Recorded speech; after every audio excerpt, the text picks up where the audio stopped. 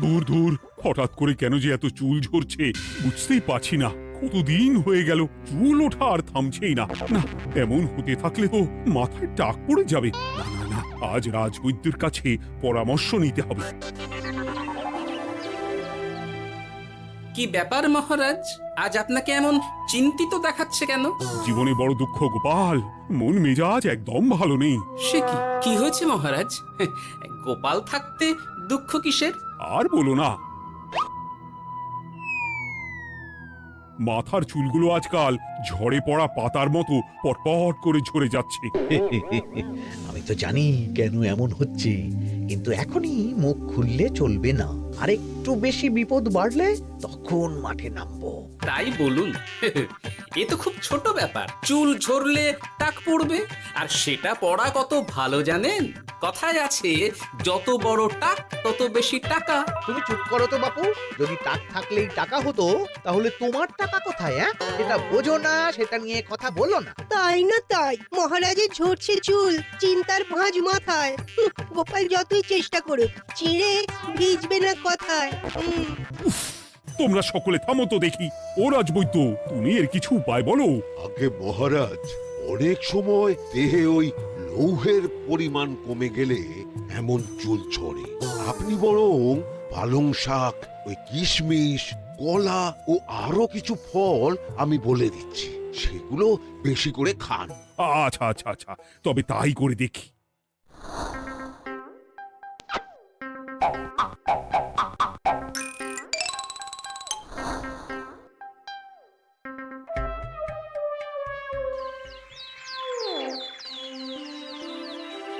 ও রাজবৈদ্য, তোমার কথা মতো শাক পাতা ফলমূল সবই তো খেলাম, চুল ঝরা বন্ধ তো হলোই না। তো জানতামই এমন হবে। কিন্তু মহারাজ, এমনটা তো হওয়ার কথা নয়। কিন্তু হচ্ছে তো। আরে আমার সাধে চুল, কোথায় চলে গেলি সব? এর জন্য তুমি দায়ী, তুমি এর জন্য শাস্তি পাবে বৈদ্য। আমাকে আমাকে ক্ষমা করে দিন মহারাজ, এমনটা হবে এ তো আমি ভাবতেই পারিনি। কিছু মনে করবেন না মহারাজ, ছোট মুখে বড় কথা বলছি, কিন্তু সত্যি এখানে রাজবৈদ্যর কোনো দোষ নেই। ওকে শাস্তি দেওয়াটা ঠিক হবে না মহারাজ। দেখেছেন মহারাজ, গোপালের সাহসটা দেখেছেন? আপনার মুখের উপর কথা বলছে। তা বলি, তুমি যখন এতই বোঝো, তাহলে নিজেই একটা আস্ত লোহা খেয়ে দেখো না, তোমার মাথায় চুল গজাচ্ছে কিনা। ঠিকই আছে, এসব মূর্খের মতো কথা কেবল আপনার থেকেই আশা করা যায় মন্ত্রী মশাই। মহারাজ, আপনি বিচক্ষণ মানুষ, আমার শুধু অনুরোধ, আরেকবার ভেবে দেখবেন। ঠিক আছে, রাজবৈদ্যকে আমি শাস্তি দেব না, কিন্তু সকলের জন্য আমার একটা ঘোষণা আছে। কি ঘোষণা? আমার এই কঠিন সমস্যা যে দূর করে দিতে পারবে, তাকে আমি বিশেষ পুরস্কারে ভূষিত করব। এই তো পেয়েছি, এই সুযোগ কোনোভাবেই হাতছাড়া করা চলবে না। এবারের সমস্যাটা সত্যি বেশ কঠিন। কি করলে যে মহারাজের চুল পড়া বন্ধ হবে সেই উপায় মাথাতেই আসছে না। হঠাৎ করে কেন যে এমন হলো কে জানে।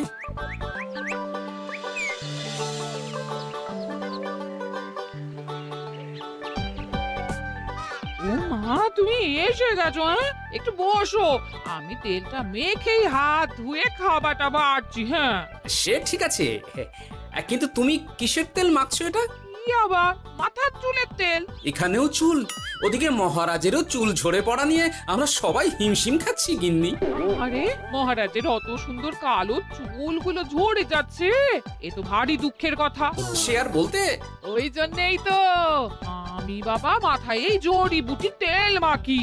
এতে চুলের গোড়া শক্ত করে, চুলকে ভালো রাখে, নতুন চুল গজায় সব। হ্যাঁ। কি কি বললে? নতুন চুলও গজায়? সত্যি? হ্যাঁ। বাহ, তাহলে আর চিন্তা কি। আমাকে এই তেলটা একটু দিতে পারবে গিন্নি? মহারাজকে দিয়ে আসি। উনি বলেছেন যে ওনার সমস্যা দূর করতে পারবে তাকে উনি পুরস্কার দেবেন। ওমা, এই তাই নাকি? এই তো দারুণ ব্যাপার গো। নাও নাও নাও, তেলখানা নিয়ে মহারাজকে কাল দিয়ে এসো তাহলে। আর জানিয়ে দিও, দিনে 2 বার কিন্তু তেল মাখতেই হবে। হ্যাঁ। আচ্ছা, ঠিক আছে।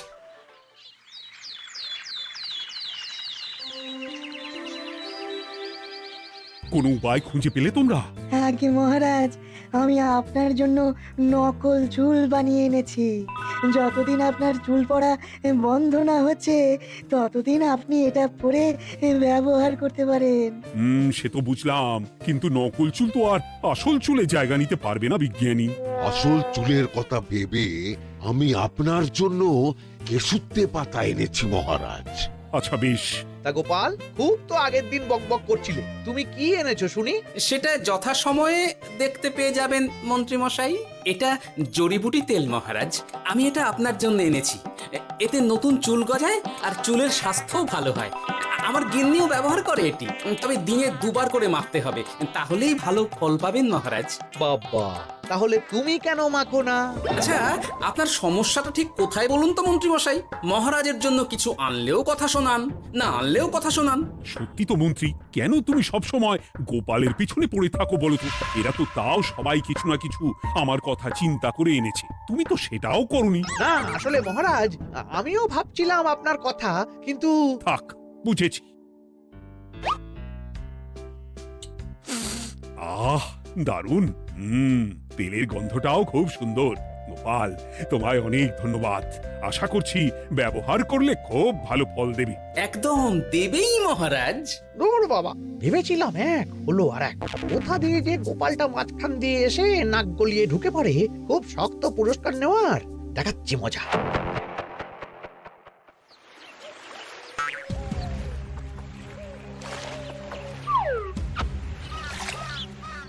এবারে গোপালের তেল দিয়েই সব কিছু তোলপাড় করব।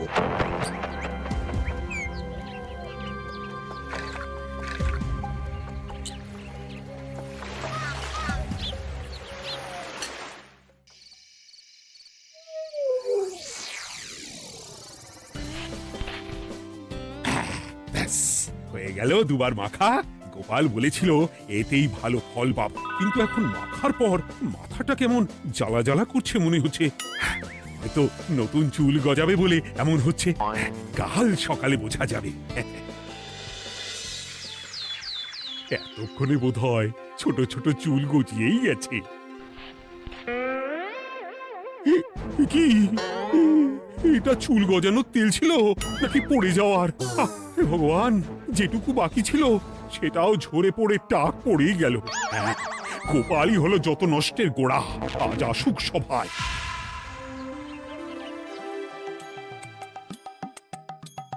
এই যে এখন এলেন উনি। ও কি মহারাজ, আপনি এমন কাপড় মাথায় জড়িয়ে বসে আছেন কেন? তুমি আর এমন প্রশ্ন জিজ্ঞাসা করো না গোপাল, তোমার দয়াতেই মহারাজের এমন অবস্থা। মানেটা আমি তোমায় দেখাচ্ছি, দাঁড়াও। এই যে গোপালের দেওয়া তেল মেখেই আমার এমন হয়েছে, আর তার জন্য আমি তোমাকে কোনোদিনও ক্ষমা করব না গোপাল। বিশ্বাস করুন মহারাজ, আমার গিন্নিও মাখে এই তেল, কিন্তু এমন কিছু তো এখনো পর্যন্ত ঘটেনি। আমি আর কিচ্ছু শুনতে চাই না। আমার মাথা ভর্তি চুল আমি ফেরত চাই। যতদিন না আমার মাথার সব চুল ফিরে আসছে ততদিন আমি তোমার মুখও দেখতে চাই না। মহারাজ, আপনার কোনো চিন্তা নেই, আমি তো আছি। এবার এই সমস্যার একটা সমাধান আমি করেই ছাড়বো। কি ব্যাপার, মন্ত্রী মশাই এত লাফাচ্ছে কেন? এসবের পেছনে আবার ওনার হাত নেই তো? না, ব্যাপারটা পরে দেখতে হচ্ছে।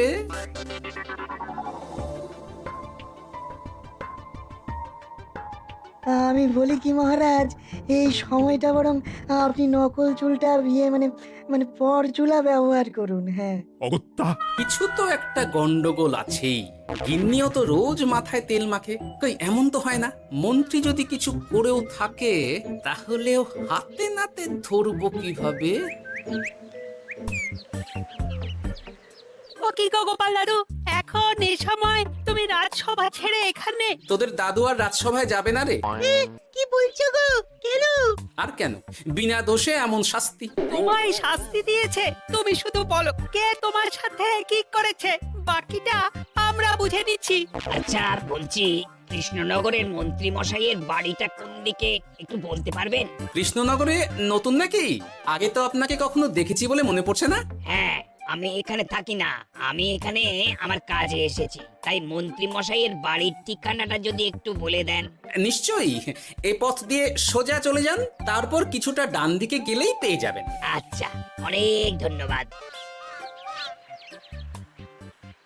ভিন গাঁয়ের লোক মন্ত্রী মশাইয়ের বাড়িতে, ব্যাপারটা বেশ সন্দেহজনক লাগছে।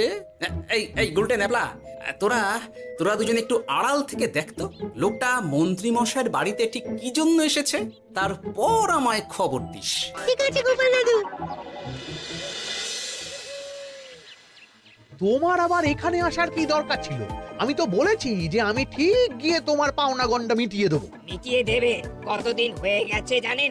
দেখো, হয় আমার কীটনাশক আর সার সব ফিরিয়ে দিন, নয়তো আমার জিনিসের দাম মিটিয়ে দিন। কীটনাশক, সার আর কি করে ফেরত দেবো বলো?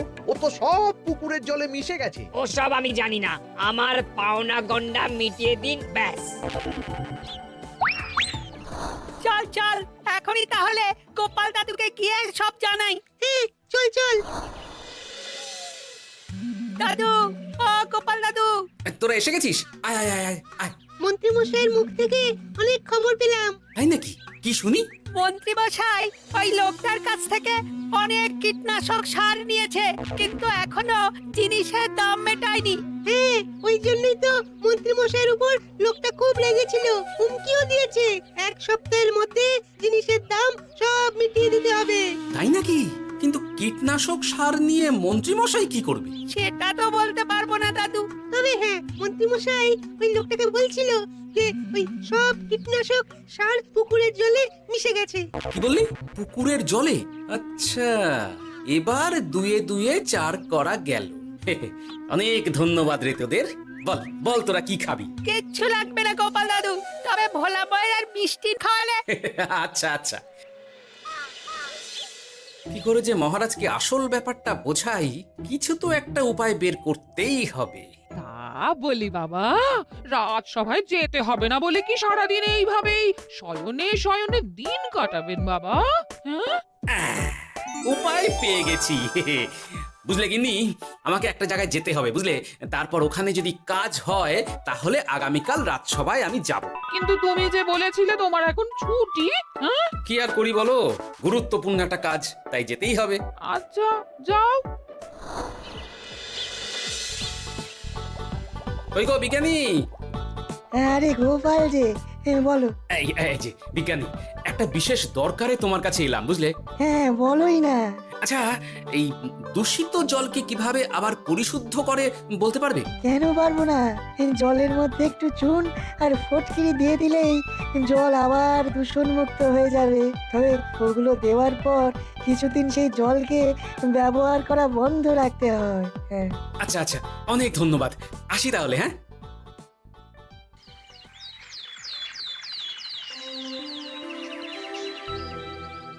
ছায়া পড়েছে, ছায়া পড়েছে। আমি বেশ বুঝতে পারছি তার ছায়া পড়েছে এখানে। কার ছায়া পড়েছে? আজকাল তোর মাথা থেকে অনেক চুল ঝরে পড়ছে, তাই না? আগে হ্যাঁ সাধু বাবা, আপনি একদম ঠিক কথা বলেছেন। ও বাবা, এই আবার কোথা থেকে উদয় হলো? আরে আমি একা গিয়ে সেই স্নানের পুকুর পরিদর্শন করতে চাই। যথা আজ্ঞা বাবা।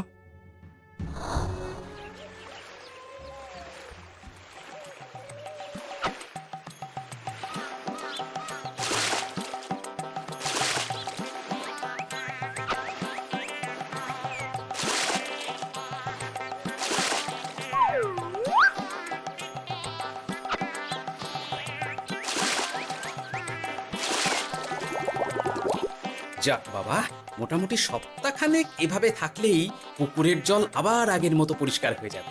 এবার শুধু মহারাজকে একটু বুঝিয়ে বললেই হয়ে যাবে।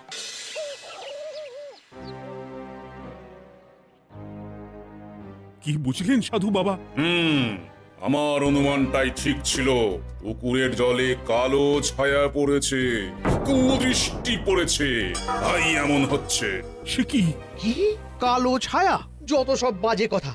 জল দূষণ করলাম আমি? আর দোষ পড়ছে কালো ছায়ার উপর। তাহলে এখন কি হবে? চিন্তার কোনো কারণ নেই। আমি মন্ত্রপুত ভস্য ছড়িয়ে দিয়েছি। 1 সপ্তাহ ওই পুকুরের জল স্পর্শ তো দূর, পুকুরের কাছেও যাওয়া নিষেধ।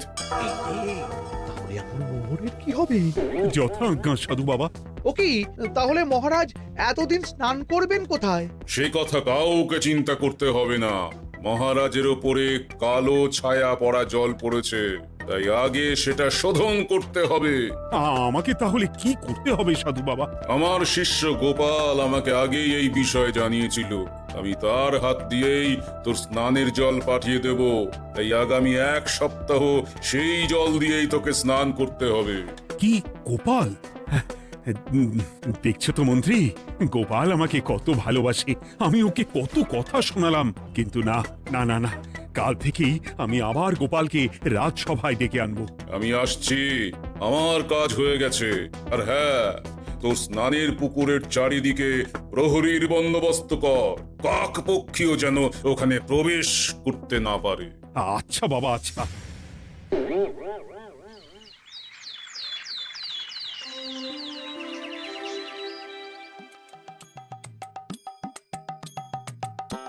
গোপাল, তোমাকে আবার এখানে দেখতে পেয়ে আমার খুব ভালো লাগছে। তোমার গুরুদেব গতকাল এসেছিলেন, কিছু মনে করো না।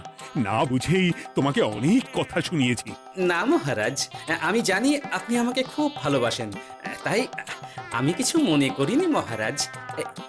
এই নিন, আমি আপনার স্নানের জল এনেছি। হ্যাঁ হ্যাঁ হ্যাঁ, দাও দাও দাও।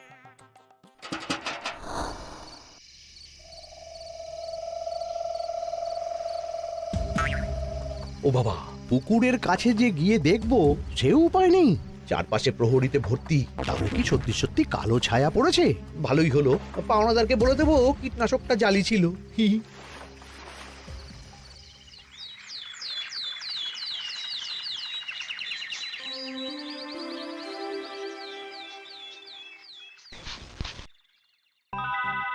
এই তো আমার সেই পুরনো কালো চুলগুলো আবার ফিরে এসেছে। আহা, কি যে আনন্দ হচ্ছে দেখে। আজ 1 সপ্তাহ সম্পূর্ণ হলো। গোপালের জন্য আমার স্নানের পুকুর থেকে কালো ছায়া দূর হয়েছে। আমাকে এই সমস্যা থেকে দূর করার জন্য আমি গোপালকে 100টি মোহর উপহার দিতে চাই। ধন্যবাদ মহারাজ। দূর, আমার আর ভালো লাগে না। সব সময় গোপালই মোহর পায়, এটা তো আমার পাওয়ার কথা ছিল। এদিকে আজকে পাওনাদারও আসবে।